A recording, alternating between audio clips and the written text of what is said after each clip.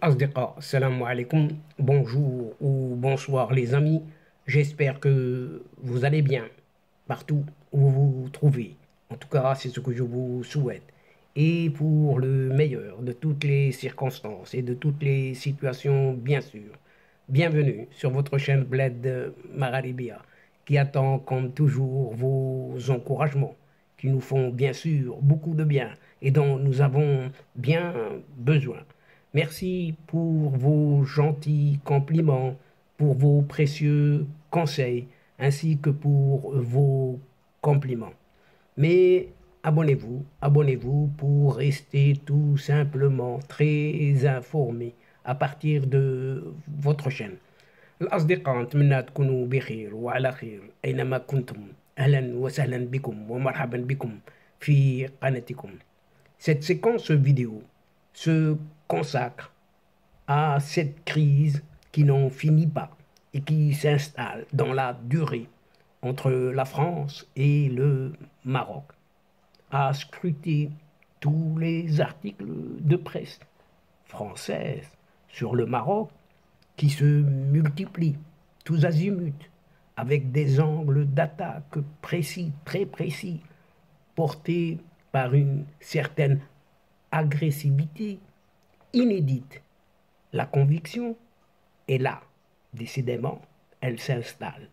Le fossé qui sépare les autorités françaises et marocaines se creuse de plus en plus et s'approfondit à vue d'œil, ce qui montre que la crise entre l'actuel président français et le Maroc s'installe dans la durée et que les deux pays vont devoir gérer un long hiver dans leurs relations. Rien de réchauffé. Tout est froid, pour ne pas dire gelé. En effet, il faut dire que les malentendus étaient déjà là, tapis dans l'ombre, mais officiellement reconnus par la diplomatie française. Tandis que le Maroc manifestait sourdement, calmement, sa mauvaise humeur. La non-désignation d'un ambassadeur se voulait un signe de colère et de déception. Paris se livrait à une politique de l'autruche. Sa diplomatie s'interdisait de reconnaître l'ampleur de la crise et des divergences entre les deux pays, France, Maroc. Puis est intervenu le séisme et sa gestion diplomatique, le non-choix de la France comme un des premiers pays à apporter une aide aux sinistrés au profit d'autres États considérés comme plus proches, comme l'Espagne, la Grande-Bretagne, les Émirats arabes unis et le Qatar, a agi comme un révélateur de cette crise. Cette position du Maroc, somme toute souveraine, a irrité en haut lieu cette France, après avoir proposé à multiples reprises son aide. Emmanuel Macron est allé jusqu'à s'adresser directement aux Marocaines, à travers une vidéo au style inédit dans les relations entre les deux pays. S'en est suivi une campagne de critiques et de dénigrement lâchée avec une densité qui a choqué la majorité des Marocains et des Marocaines, public toujours fidèle pourtant aux médias français. La violence des critiques, le côté organisé, pensé, anticipé, qui confirme plus une stratégie d'acharnement qu'une spontanéité conjoncturelle, renseigne sur la gravité de la crise qui marque aujourd'hui les relations entre Rabat et Paris. Ce qui indique est-ce que c'est fini ou pas. Tout indique que ce tourbillon de critiques, ces clashs entre Marocains et Français par médias interposés rend difficile une normalisation à court terme des rapports entre les deux pays, Maroc, France. Dans cette crise, un nouveau palier de critique a été franchi. Et ce nouveau palier dépasse le cadre politique pour toucher la sphère personnelle et intime cette fois-ci. C'est sans aucun doute ce paramètre qui va encore compliquer un possible retour à la normale dans des délais raisonnables à toute crise. Aujourd'hui, alors que le séisme vient de frapper la région de l'Haouz, un autre séisme d'une autre nature vient faire voler en éclats une entente franco-marocaine déjà fragilisée par des divergences politiques.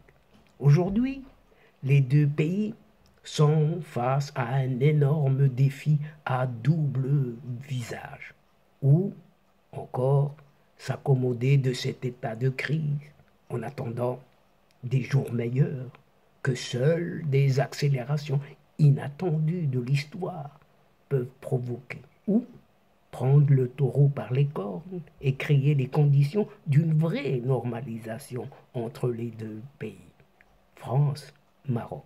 Et dans cette équation, c'est la France de cet Emmanuel Macron qui est exclusivement interpellée. La presse a beau faire des focus sur des affaires qui empoisonnent les relations entre les deux pays, comme celle du logiciel espion Pegasus et l'affaire des visas, entre autres. Mais il y a une unanimité à considérer que les relations entre Paris et Rabat bloquent sur une divergence majeure, celle du Sahara marocain, bien sûr. Sous la pression d'Alger, Paris refuse de sortir de la zone grise de confort et reconnaître pleinement la souveraineté du Maroc sur son Sahara, comme l'ont fait tant de pays qui ont tenu à exprimer leur véritable amitié avec le Maroc, ce qui n'est pas le cas de cette France. Il y a fort à parier que si demain ce président Emmanuel Macron prend la décision historique de reconnaître la marocanité du Sahara, toutes ces péripéties sur Pegasus, les visas, les campagnes de presse les plus sournoises ne seront que de mauvais souvenirs. Le partenariat franco-marocain sera relancé sur de nouvelles bases et une nouvelle dynamique sera donnée à l'axe Paris-Rabat. Mais pour les plus pessimistes, peine toujours à parier sur un tel tournant que pourrait prendre Emmanuel Macron. Ligoté, mains et pieds liés, comme il est dans sa politique maghrébine, par son tropisme algérien. Bien sûr, le pétrole et le gaz est là.